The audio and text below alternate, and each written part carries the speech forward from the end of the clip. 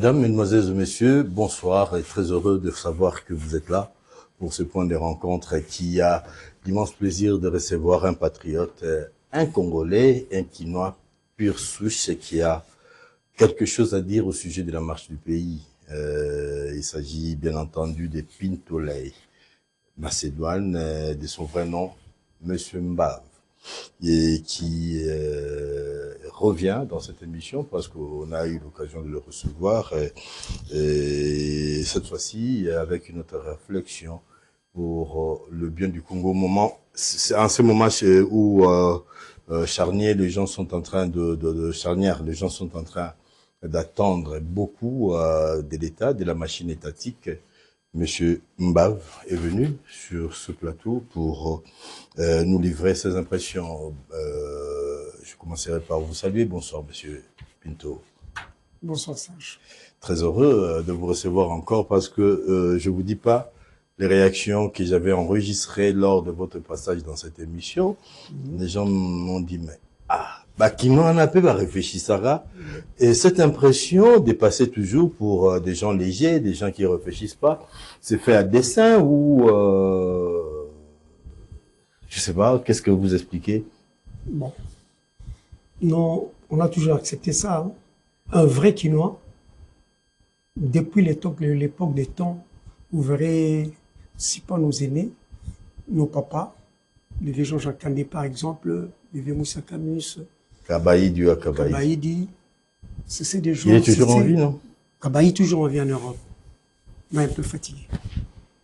Vous voyez, si vous remontez même cette époque-là, vous constaterez que c'était des gens qui aimaient bien vivre. Le vieux Sakombi, Dominique et Conso. On a tout plein, les vieux Longa, tous les vieux Quinois que vous connaissez, ont toujours été viveurs. Ils aimaient bien la vie, parce qu'ils vivaient bien. Et nous aussi, on a pris le pas.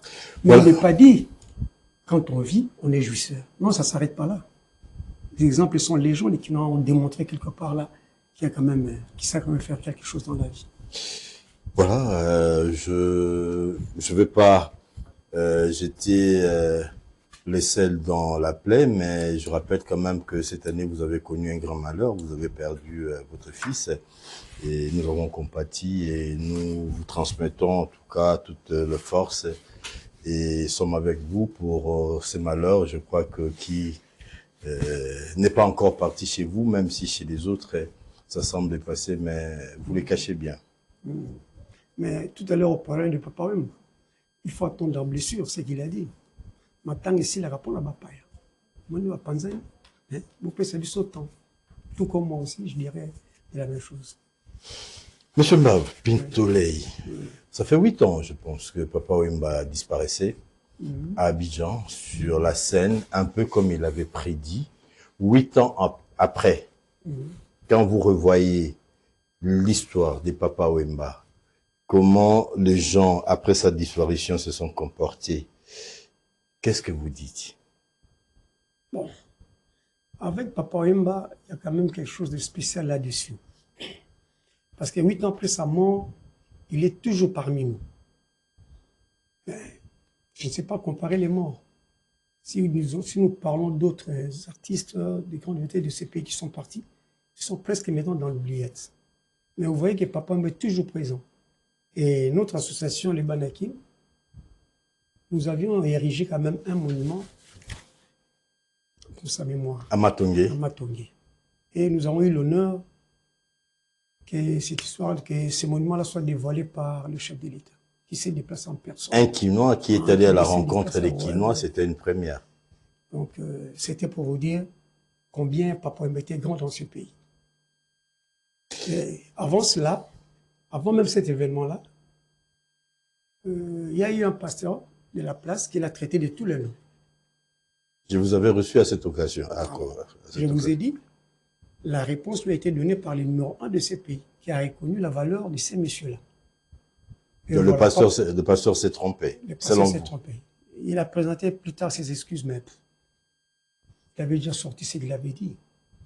Bon, pour Papa Wemba, le 8 ans que nous avons commémoré, ce n'était pas par hasard. C'est parce que ces messieurs-là, quelque part, furent un grand compatriote. Papa Wemba, 8 ans avant sa mort, a parlé de l'Est. Il y a quand même des images là-dessus. Et malheureusement, je n'ai pas pu attraper une des images pour vous donner cela. Il parlait déjà de l'Est, il condamnait l'agression, il sensibilisait la population, tout Congolais, à se mettre debout pour condamner cette agression-là, cet acte-là de barbarie. 8 ans après sa mort, nous nous sommes dit que ce monsieur qui fut un grand compatriote, nous devons quand même, malgré les temps que nous traversons, revenir à lui et lui faire quand même ces honneurs-là. Et vous avez organisé une grande fête à Matungui? Ce n'était pas une fête comme telle. C'était une manifestation. Donc c'était d'abord, la première des choses, on avait fait une messe là-dessus. Il y avait messe, après messe, il y avait tout un programme arrêté pour ces jours-là. Il n'y avait pas un concert, il n'y avait pas de musique. Il y avait juste la sono pour agrémenter un peu la cérémonie. Il y avait d'abord eu messe, après messe, il y a eu un dépôt de gerbes de fleurs, après dépôt de gerbes de fleurs, il y a eu quelques témoignages pour les gens qui ont vécu avec lui. Il y a eu des éminentes personnalités qui sont passées par là, ils ont témoigné comment ils ont vécu avec Wemba. Et après cela, il y a eu comme d'habitude le défilé des sapeurs, parce que c'est lui qui a créé cette histoire-là. Et les jeunes gens sont venus de Brazzaville, d'Angola, de Voilà. et même de Matadi. Ils étaient là, ils ont fait leur défilé, leur démonstration. Après cela, on a pris juste un coca et on a arrêté la cérémonie. Je rappelle que vous êtes quelqu'un qui avait côtoyé Papa Wemba, vous avez grandi ensemble. Rappelez à l'intention de ceux qui vont... certains vont se poser la question, mais il est qui pour parler des Papa Wemba? Vous êtes qui pour parler des Papa Wemba? Monsieur Mba Finto. Vous êtes qui? En tout cas, la personne qui posait ce genre de questions n'a pas connu Papa Wemba. Vous peut-être, il n'a pas connu... Bien entendu, il y en a. Bon, il y en a qui l'ont vu quand il était déjà devenu grand. Hein. Mais 5 qui ont connu Papa Wemba, à me voir parler de lui, ils seront d'ailleurs contents. Parce que lui, vous connaissez le petit Amadou. Amadou Diaby. Amadou Diaby. Bon. Et nous saluons en passant. Bon, Amadou Diaby. Un jour, il était ici à Kinshasa. C'est un ami qui m'a mis en contact avec Amadou Diaby. Et arrivé là-bas, l'ami m'a dit que ce gars que tu vois là, c'est un proche de Wemba. Donc c'est un ami, un frère. Il a dit oui, bah, il m'a posé un peu quelques questions. Il voulait que je lui parle de Papa Wemba. Je lui parlais de Papa Wemba. Puis il a dit non, là tu es allé trop fort. Parce que je lui ai parlé d'une histoire, là, il a dit non, là c'est trop fort. Moi-même, je vais m'appeler Papa Wemba maintenant, je vais lui poser la question. Parce qu'Amadou aimait bien, il aime bien blaguer. Il prend son téléphone, il l'appelle beaucoup. Il lui pose la question, je suis avec un vieux à moi qui est venu me rendre visite ici, mais il me parle de toi, mais il raconte des histoires là vraiment invraisemblables. Et tu sais la réponse, c'est oui. Tu n'as pas demandé c'était qui? Oui, mais non. Il a dit, c'est qui d'abord? L'ami dont tu parles. Il a cité mon nom. Pintolé. Et oui, il lui a dit,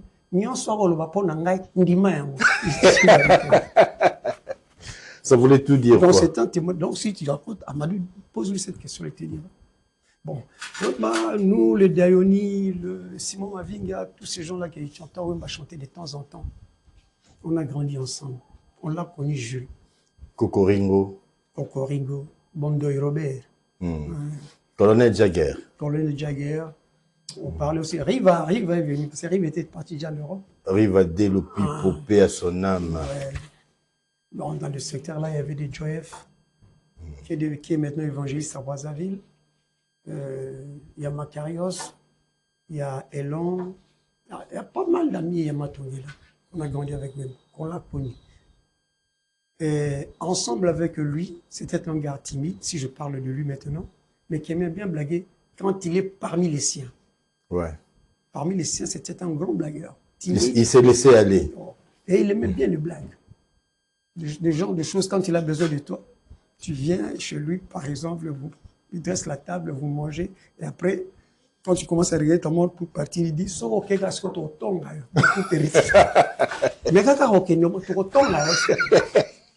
Alors, c'est un gars qu'on a gardé beaucoup de souvenirs sur lui, à lui. Donc, un jour, la dernière Noël de Papa Wemba, j'étais chez lui à ma campagne. dans les après-midi. Je l'ai trouvé en train de causer avec ses musiciens. Il y avait aussi ces danseuses-là. Mais le lot de musiciens travaillaient, ils étaient en répétition à Bandalunga. Moi, j'étais de passage à ma campagne. Je lui ai dit que j'étais dans les parages. Je veux sortir ma campagne sans te voir. Il m'a dit, ah ouais, on est à la soupe à la forte. Il m'a dit, oui. Comment, hein? C'est comme ça qu'on blague avec lui.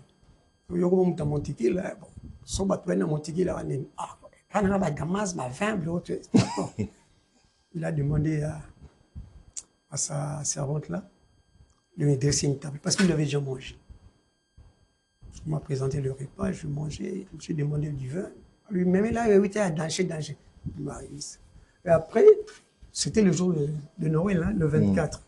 Après, je lui dis, bon, moi, je commence à rentrer parce que le soir, il faisait déjà 16h, 17h. Le soir, il y a la messe de minuit. Donc, je dois assister à la messe. Il me dit, ah bon, tu vois. Il me pose la question, tu assistes à la messe? Je lui dis, Saint-Joseph. Non, c'est toujours Saint-Joseph. Moi, je lui repose la question, et toi? Il me dit, Saint-Luc. Il a dit, ah, on va beaucoup le voir en mine, ça. Ça va, nous, les gens de Matongé, je commence déjà à gagner du temps. Et, tu es parti, juste parti. Je commençais maintenant à sortir, en remontant chez lui, il y avait une petite montée là. Il me voit partir, mais regarde, du coup, même ces missions, les gens qui étaient là n'ont pas compris. Il m'appelait, il a crié.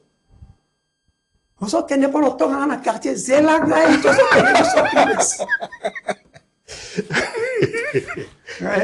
et maintenant, tous ces jeunes gens-là qui étaient là, ils n'ont pas compris. Même si monsieur partit calmement, et notre chef, qui l'interpelle pour lui dire de l'attendre. On part ensemble, sinon, il serait critiqué dans le cas. Et puis moi, je lui réponds, Nangana Tongo, sérieusement. Donc, il y a comme on a 5 lits. Qu'est-ce qu'on a mis dans 5 lits? Ah, non. Donc, on est sorti. On a appelé Riva, on a appelé Simon. Nous sommes allés à la messe. C'était aussi sa dernière messe de Noël.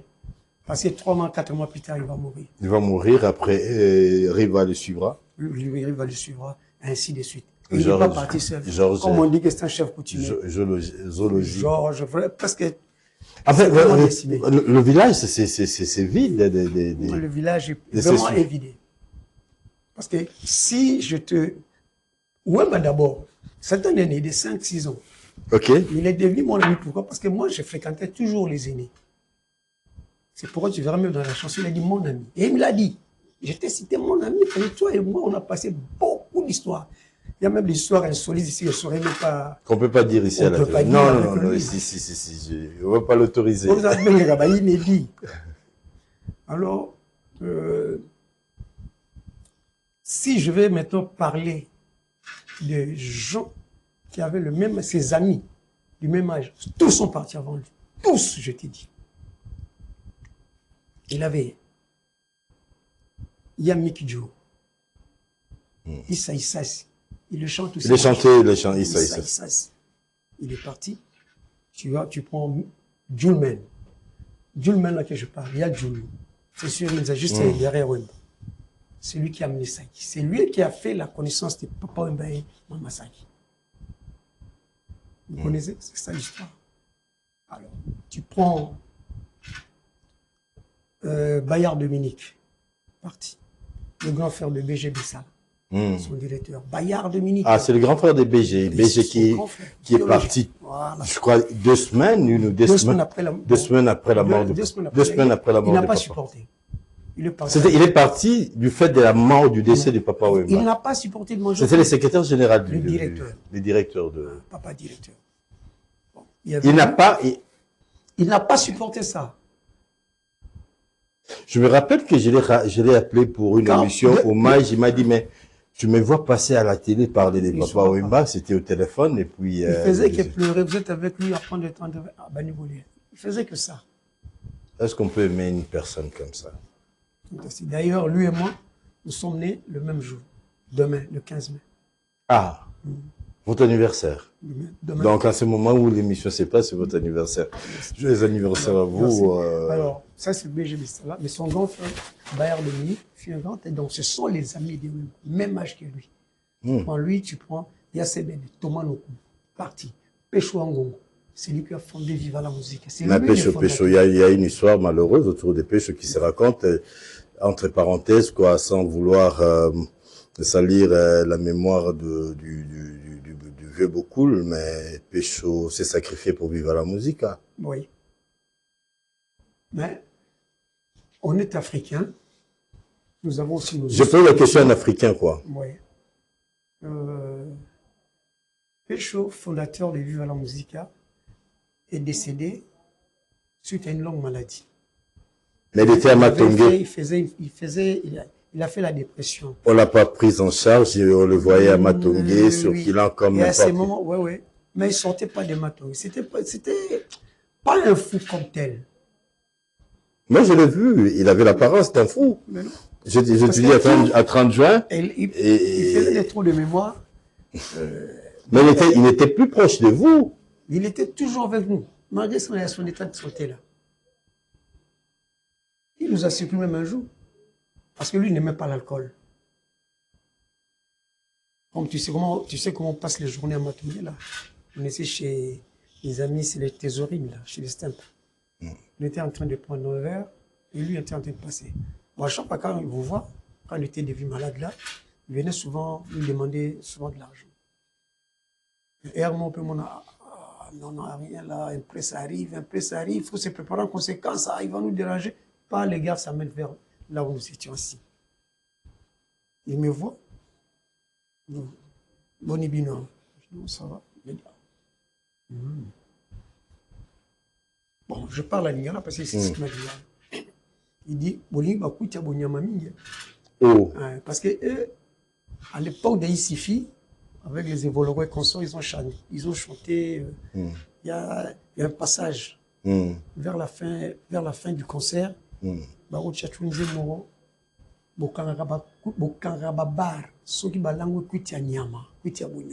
pour eux, vrai cuit c'était du chanvre. Du chanvre. Ok. Alors tous les gens qui prenaient la bière, ils nous traitaient de cuit Nyama. Ouais, ouais. Et c'était quand après avoir pris leur le soir, là maintenant ils commencent à bouler, comme on dit. À réfléchir profondément. Là ils sont dans un autre monde. Là, c'est comme ça qu'ils composaient. Quand il est dans ce monde-là, il prend sa guitare, il ouvre la cassette, il commence à chanter.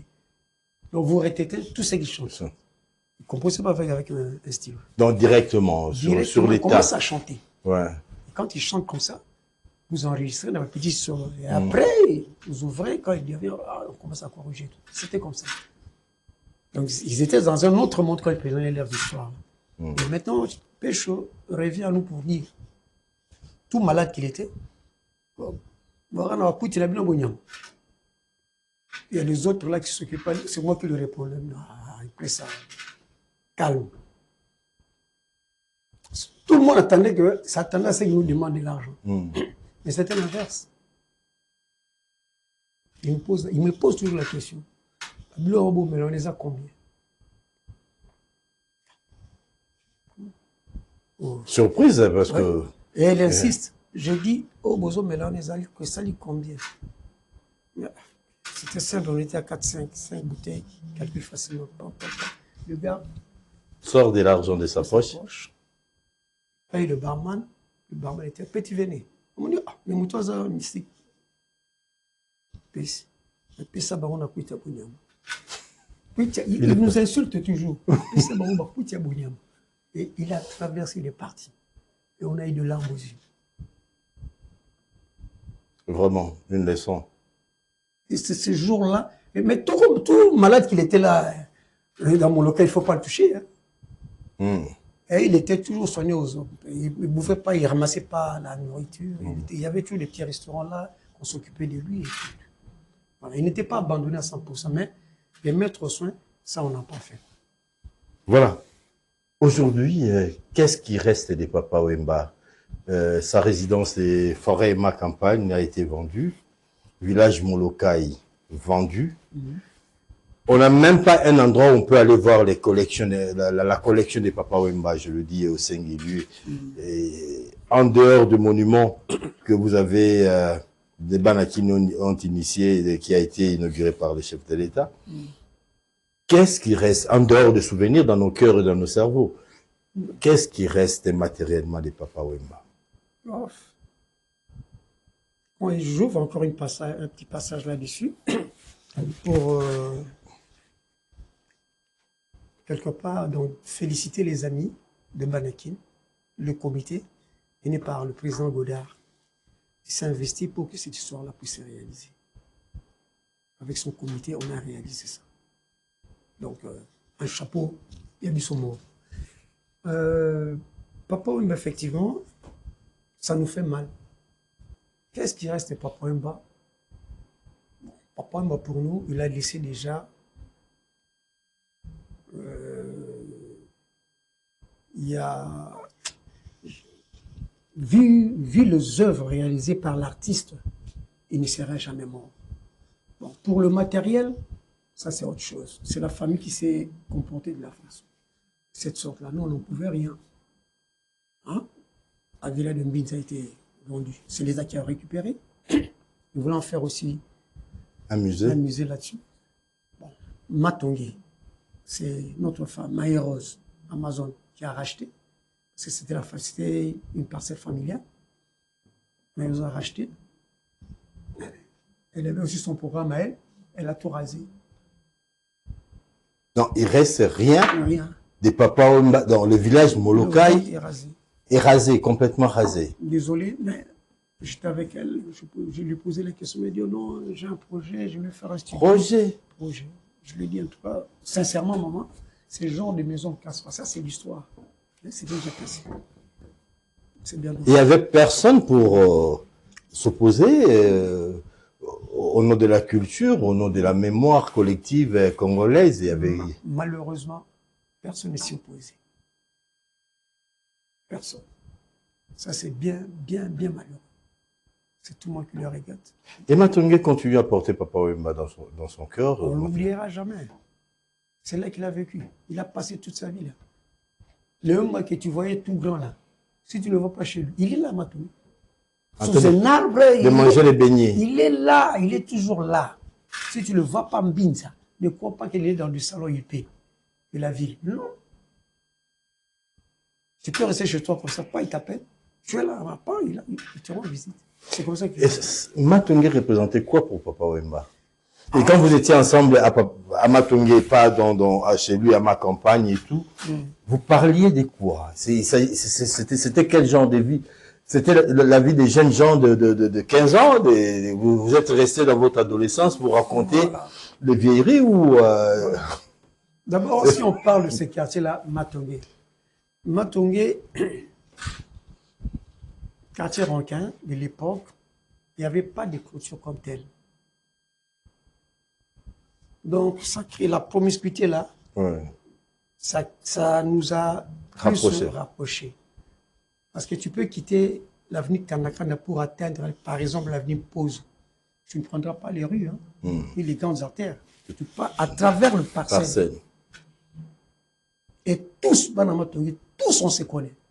Tous, je dis. Même si je te cause pas, quand je te vois, je sais que Serge habite de l'autre côté. Lui, c'est que celui-là, il habite de l'autre côté. On avait un endroit où, surtout notre génération, où on s'est rencontrés souvent pendant les vacances. C'est ça qui a fait ces rapprochements-là, cette amitié-là, cet amour-là. Parce qu'on allait souvent jouer au football au stade Tata Raphaël. Devant le stade là, il y avait des parcs. Il y avait des parcs. Des terrains annexes. Des terrains annexes de football. Il y en avait 5. Et le vieux Michel Moulongo, notre tuteur de vigilance, viendra en rajouter encore un autre. À côté de les conseils Jean Begmas. Là, on a été avec les papas de Beconson.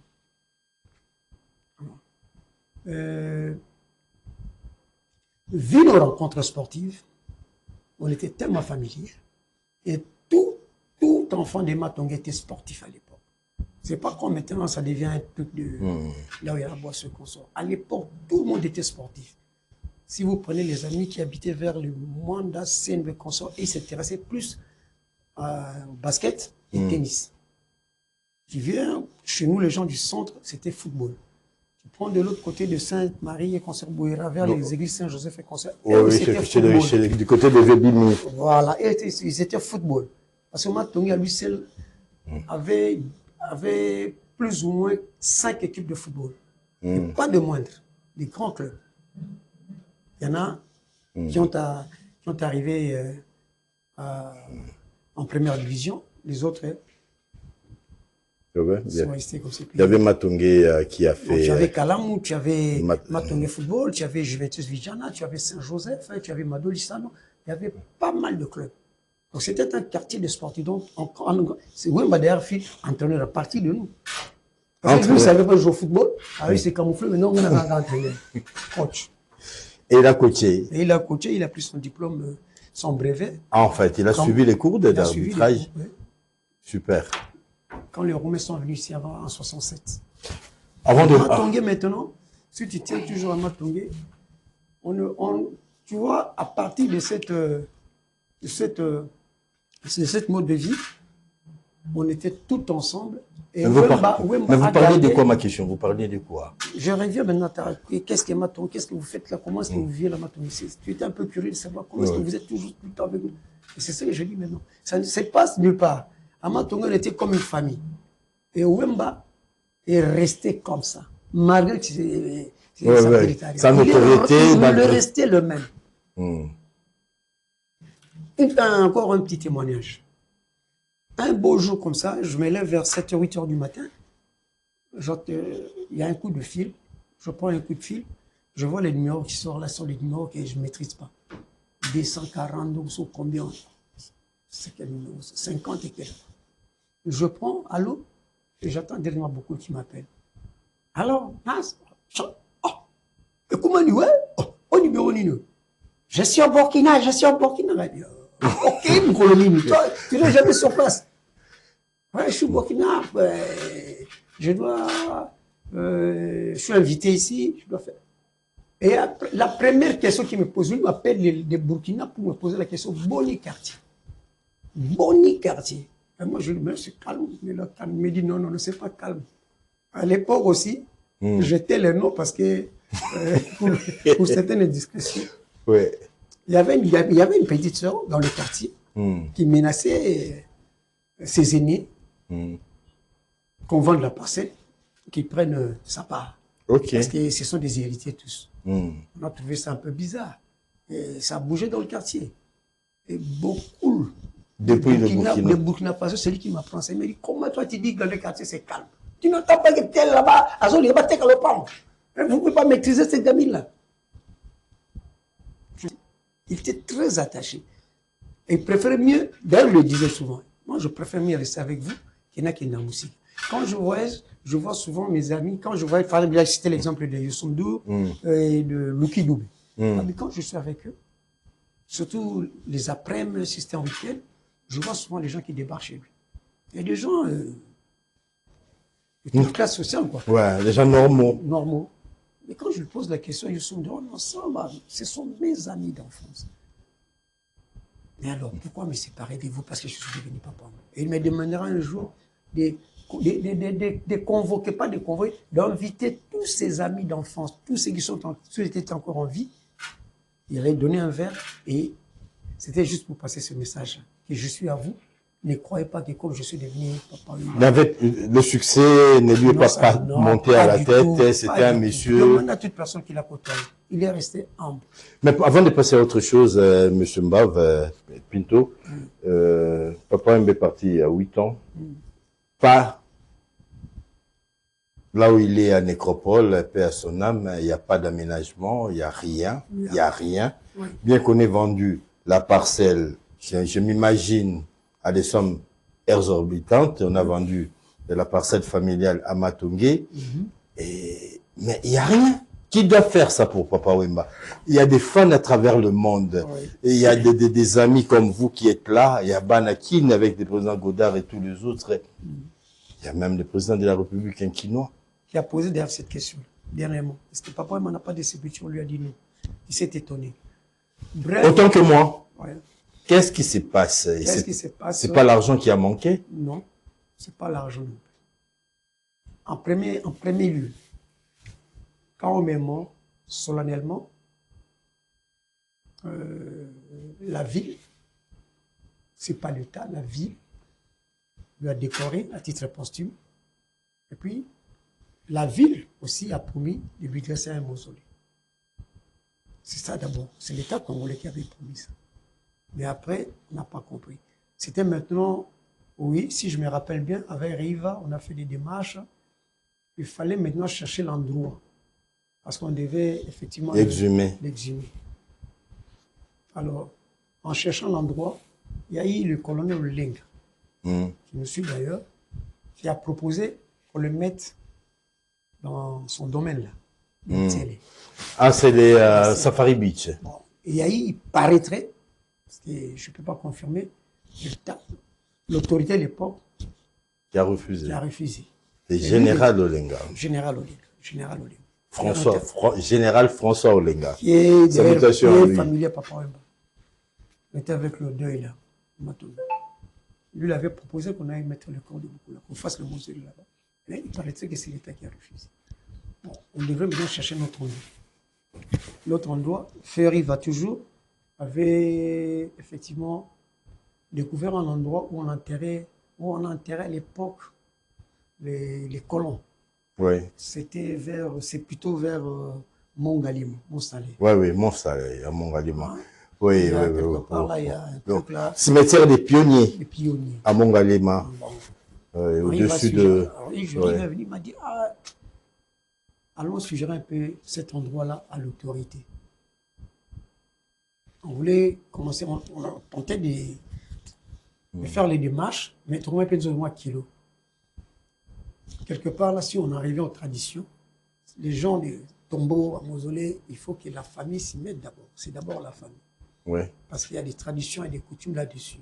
Son coronel, ça en est dans l'histoire comme ça. C'est pourquoi ça a un peu calmé les amis.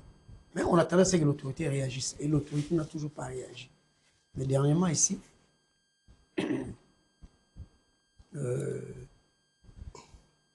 toujours suite à cette histoire qu'on a fait, la commémoration, là. Bon. Il y a un truc là que je dirais quand même, j'en profiterai de votre tribune ici pour éclairer un peu l'opinion, parce que c'était dans les réseaux. Et les Banakines ont demandé 100 et 2000 dollars pour commémorer cette histoire des Papa Wemba. C'est vrai. Il s'est fait que nous, on avait fait un programme pour la commémoration 8 ans du Papa Wemba. Nous, dans l'association. On s'est organisé en conséquence. On a dit une petite messe, témoignage, expo, position de ses photos et œuvres d'art. Parce que le gars peintait aussi. Hein, peignait, oui. Alors, est venu nous voir quelques partenaires de Papa Wemba. Ceux qui sont restés, qui suivent un peu, je ne sais pas, les contrats qu'il a laissés. Wemba, c'est un artiste, il laisse toujours l'histoire quelque part. Il y a des gens qui suivent ça, entre autres, il y a Cornélie, il y a Maman Maïlo. Elle est venue, on l'a associée, nous on l'a appelée, on a dit que Cornélie Malongui et Marie-Laure. Marie-Laure, on a appelé Marie-Laure. Yaoné. Marie-Laure, on l'a appelé Marie-Laure, on l'a associée à notre programme là. S'il peut nous amener aussi des photographies de Papa Wemba, quelque chose de Papa Wemba. Non. Écoutez, si on peut faire d'une pierre deux. Il y a l'orchestre Viva la musique internationale. Donc, ce sont des gens de diverses nationalités. Congolais, Ghanéens, Ivoiriens, Brésiliens. Ils sont au nombre de 10. Ils vivent en Europe. Ce sont des gens qui accompagnaient beaucoup dans ces tournées. Dans ces tournées-là. Parce qu'il faisait deux musiques. Hein. Tantôt notre typique ici, tantôt il faisait l'acoustique. On appelle ça showbiz, quelque chose comme ça. Voilà. Marie, on nous dit que ces gens-là, pour eux, Wemba n'est pas encore mort parce qu'ils n'ont pas encore vu sa tombe. Ils souhaiteraient bien venir ici et jouer, voir la tombe de Papa Wemba, même si ça m'attend là-bas, d'appeler. Mais, quelque part là, ils cherchent un sponsoring fort. Et nous, on a compté les invités ici pour le 8 ans d'anniversaire. Nous avons aussi sollicité quelques sponsors. Ça va dire, bon, ça va. Et qu'est-ce qu'ils ont dit aux sponsors? Mais on a trouvé l'idée géniale. On a dit, bon, on les associe avec vous. C'est pourquoi vous avez vu, au cours de la manifestation, nous avons fait un concert VIP où on a invité les amis de Papa Wemba et son orchestre aux mêmes lignes. Okay. C'est dans ces cadres-là, on dit, bon, ça, dans ces cas-là, on invite ces gens-là, ils vont agrémenter cette soirée-là. À part qu'ils vont jouer sur le couloir, parce que les villageois aussi avaient fait, ils avaient fait un festival. Là. Cher ami, alors, l'arrivée de ces gens a un coût. Leur déplacement consort. Billets d'avion, logement, et donc séjour, et quelque part un petit cachet. On a demandé à notre sœur votre état de besoin. Ils nous ont montré l'état de besoin. Et ça avoisinait à peu près ces montants. On lui a dit, bon, ok, nous on va voir aussi le ministre de la Culture et notre membre d'honneur aussi, qui est le ministre des Finances. On a fait les démarches. Non, le ministre nous a dit, il n'y a pas de problème. Il faut passer toujours par la culture. Par la culture, non, c'est par la voie officielle. Écrivez au ministère de la Culture, c'est lui qui va faire son état de besoin. Comme ça, moi, je peux intervenir, tant soit peu voir comment je peux intervenir là-dessus. Il n'y avait pas, comme disent les filles, il n'y avait pas de corps. On a introduit la lettre officiellement au service courrier, là où tout le monde prend des photos. Et ils ont pris des photos là, paf, le lendemain, dans les réseaux. Ah, on a même commencé à insulter les ministres. Ah, mais c'est 40%. Et ça a tellement fait des bruits. C'était vrai ou faux? La lettre a été introduite. Non. Pour l'arrivée de ces gens-là. Il y avait une motivation. Rétrocommission des 40%. C'était vrai ou faux? On n'aime pas arriver là. On n'a même pas parlé de rétrocommission. Mais vous avez quand même reçu de l'argent pour ça? Non, rien du tout. On a arrêté la démarche. Ce n'est même pas arrivé. Mais où est-ce que vous avez trouvé l'argent pour ça? Nous-mêmes. Ah, mais il fallait poser la question de savoir où on a trouvé l'argent pour faire le monument. Quand on fait le monument, on ne sait pas poser la question. Mais c'était grandiose, le festival. Non, le festival, c'était pas... Il y a eu plusieurs manifestations. Il y a eu les villageois de Molokai qui se sont organisés. Et ils vont demain pour faire le bilan de cette histoire-là. Moi, en tant que notable, ils m'ont invité. J'ai l'invitation ici.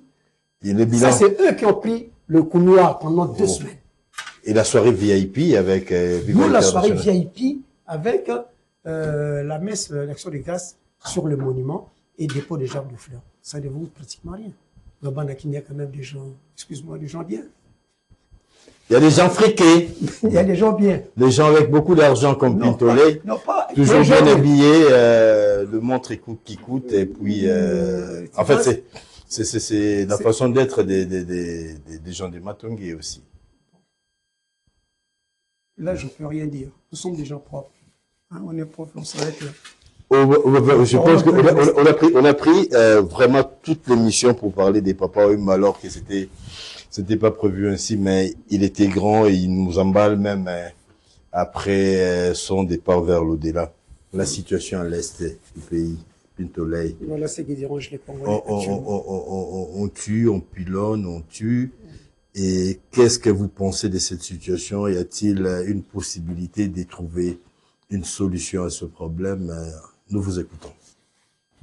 Bon, moi je commencerai d'abord à lancer un vivant, un appel à tous les Congolais, de plus de paix et de bon sens. Rappelez-vous, les années 60, 59-60 avant l'indépendance, il y avait quand même l'émergence des partis politiques qui se battaient pour l'indépendance de ces pays. En ordre dispersé, mais atteindre le même objectif. Le même objectif, c'est-à-dire l'indépendance. Vous voyez nos papas là, il faut prendre toujours cet exemple-là. Il est vivant cet exemple. Alors ces vieux-là, ils ont bousculé l'Européen et le blanc, les colons, jusqu'à ce que on les invite à la table ronde, discuter pour voir comment nous donner, comment nous octroyer cette indépendance. Mais arrivé là-bas, avant d'arriver là-bas, un de leurs, qui n'était même pas en parfaite relation avec Kassavou et les autres, je citais le papa, le héros national, Lumumba, était au Niouf, en prison. Vous voyez? Quand nos braves papas, le père de l'indépendance, arrivaient à Bruxelles, avant de démarrer toute chose, c'est les Blancs qui avaient mis Lumumba en prison. Ils ont réclamé la présence de Lumumba à la table ronde. Condition, s'il n'est pas, non. S'il n'est pas là, on ne démarre pas les travaux. Ce qui fut fait. Donc, ils ont mis leur divergence à côté. Mais que constatons-nous aujourd'hui? On tire sur Félix par des Congolais. Pourquoi? Ah, voilà, il fait des à la moindre escarmouche, à la moindre escarmouche, mais il y a eu plusieurs escarmouches et rien ne s'est passé, et raison pour laquelle les gens lui rappellent. Merci beaucoup. S'il a privilégié peut-être la voie de la paix, du dialogue. La voie de la raison. Partout au monde, même si vous faites la guerre, on termine toujours sur une table. Lui préfère aller directement sur la table. Mais maintenant, nos opposants, au lieu de faire ce qu'on appelait à l'époque les fronts communs, ils partent. Donc, tu peux te paraître ici, mais je ne suis pas. Moi, je suis quelqu'un. J'ai mes couleurs aussi. Moi, je suis d'épaisse. Je suivis mon secrétaire général ce matin à la radio.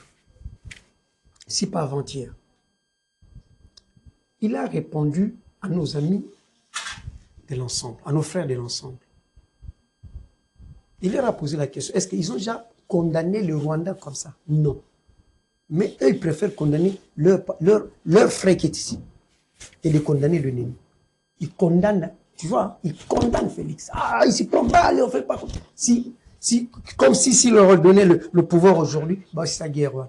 Mais ça fait 5 mois, il n'y a pas de gouvernement quand même. C'est à peine qu'on commence à organiser les élections au niveau de l'Assemblée nationale et convoquer les Sénats. Le temps est vraiment passé alors qu'il y a des urgences partout. Mais vous voyez, tout à l'heure, toujours nos frères de l'opposition, et ils prendront l'histoire de la Constitution c'est comme si le président avait trouvé comme prétexte que c'est la Constitution qui bloque. Non, ce n'était pas ça. C'est toujours la mauvaise foi. Moi, je préfère mieux pour cette histoire de l'Est. C'est une histoire de Congolais. On a parlé de Papa Wemba ici. Mais le monsieur a parlé de ça à l'époque, avant sa mort. Il a dit, soyons unis pour combattre l'ennemi. Divisés, on sera... Parce que l'ennemi est organisé. L'ennemi est organisé. Et surtout, il nous a infiltrés pendant plus ou moins 20 ans que ces gens-là sont ici. Et c'est pas si facile. C'est plus de 2 décennies, cette histoire. Et ça ne se terminerait pas comme ça. On fait des efforts, il y a aussi des contacts diplomatiques. Mais si ça ne marche pas, on va lever l'option. Mais avant de lever l'option, on a piégé l'adversaire sur tous les points. Vous verrez par exemple que le Rwanda change de discours au jour le jour. Et la rébellion, on n'a même plus un mot à dire. Ils n'ont plus rien à dire quand on dit que quand quelque part là, il y a un curé de la place qui vous dit que le Congolais qui rejoint la rébellion, parce qu'il y a eu frustration. C'est quelle frustration? Vous voyez maintenant qu'il n'y a pas de frustration. On a tiré sur les déplacés, des enfants, des femmes. Et ce n'est pas de vieillards. Mais là, il y a frustration vraiment. Je voulais faire un raccordement fraudulé. Je pars de ce que vous avez dit auparavant. Vous êtes de Matungé, c'est votre famille, c'est votre village. Papa Wemba qui vient du Kasaï, l'ancien format, Sankuru. Vous venez du Katanga par vos parents, bien entendu. Moi, je suis Matungé là. Mais justement, je parle des origines. Mais vous avez formé une famille et aujourd'hui, vous parlez des Papa Wemba mieux que ses membres de famille. Oui. Qu'est-ce qui fait que nos politiciens ne soient pas capables de faire comme vous? Voilà. Parce que vous avez parlé de cohésion. Pourquoi, si vous êtes sur le plan sociétal capable de ça, eux aussi sont de cette société, qu'est-ce qui empêche que les gens se mettent ensemble pour l'intérêt? Vous l'avez fait pour l'intérêt des Matungé, vous l'avez fait pour l'intérêt de votre génération. Et pourquoi nos politiciens ne sont pas capables de ça pour l'intérêt du pays, pour l'intérêt de la population? Mais c'est ça. C'est pour des intérêts personnels. Tout à fait particuliers. Ces comportements. Vous voyez des gens qui ne réfléchissent que sur leur devenir. Tout le monde veut devenir millionnaire dans ces pays. Vous voyez, c'est là où le pays... Et dans la facilité. Dans la facilité. Vous comprenez? Cette histoire de l'Est se résumerait en un jour. En commençant par nous-mêmes ici et en regardant en face l'ennemi. Les M23 n'existaient pas. J'entends souvent un discours quelque part là, oh, nous on a arrêté les M23, les M23 là, on a neutralisé. On n'a pas neutralisé. Les gens qui étaient à l'époque au pouvoir, c'était eux-mêmes les M23. Ils ne me diront pas le contraire. C'est grave ce que vous dites. Non, non. Mais qui ne connaît pas ça. C'est pas un secret de polichinelle, ça. Hein? On nous prend, donc ils veulent prendre les gens pour des petits-enfants, quoi. Les Amadou, les Mamadounda, là, tous nos généraux tombaient là-bas. Oui. Par embuscade, c'était. Il y a eu trahison. Et ces gens-là, on les connaissait très bien. Ils nous appelaient du front. Nous sommes arrivés à la fin. Le réalisateur me fait signe que nous avons épuisé les temps, mais on finira pas sans parler des Kinshasa. Il y a des élections, il y a une assemblée provinciale, il y a un nouveau gouverneur. Qu'est-ce que vous, Kinois des souches pur sang, attendez de cette équipe qui arrive à la tête de Kinshasa, tant au niveau de l'Assemblée que du gouvernement provincial? Si vous avez des conseils à leur prodiguer, ça c'est sur ces notes-là qu'on va terminer cette émission. Et pour nos amis là qui vont venir bientôt, qui sont élus, bientôt, d'ailleurs nous, on a un sénateur, Mickey, que je salue. Mickey de Marseille. Alors, à toutes ces équipes-là qui vont bientôt être sur le terrain, nous leur demandons d'abord l'amour de la patrie. Ça, c'est la première des choses. Qu'il aille servir que de se servir. Ce n'était pas un slogan cru.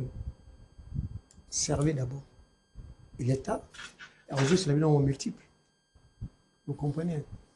Concernant le nouveau gouverneur, bon, nous, les Kinois, quelque part. UDPS comme vous. UDPS comme nous. Comme c'était le ticket du chef, on a respecté. Mais on va être ensemble avec lui, on va l'accompagner. Ça va bimiter aux Océananzila. Vous êtes sûr que vous allez l'accompagner? Parce que l'UDPS, comme parti, on le connaît un peu, parce qu'à un certain moment, capable de révolution même à l'interne. Bien sûr. S'il ne travaille pas bien, il n'aura pas. Il sera en face de lui. Il devait commencer par quoi? L'assainissement de la ville. Donc, l'insalubrité, c'est. Je ne sais pas, les amis qui sont aux affaires, si sillonnent cette ville aujourd'hui, je ne sais pas. Et pourtant, vous parliez avec l'ancien gouverneur, il vous avait reçu comme Banakin. Bien sûr, on a travaillé. On a travaillé ensemble avec Gentilly. Mais. Et Kinbopet, on a fait ça ensemble avec lui. Mais Kinbopet, on n'a rien à apporter à Kinshasa. Effectivement, il fallait. Quelque part, là, le programme n'était pas respecté à 100%. Pintoley et Macédoine, nous sommes arrivés à la fin de cette émission. Je vous laisse l'occasion de la boucler. Non. Nous souhaitons que la paix revienne dans notre pays. Parce que l'histoire de l'Est dérange tout Congolais. Et surtout Kinois en particulier. D'ailleurs, nous projetons une marche d'ici fin de cette semaine. Vous, Banakin? Oui. On va marcher.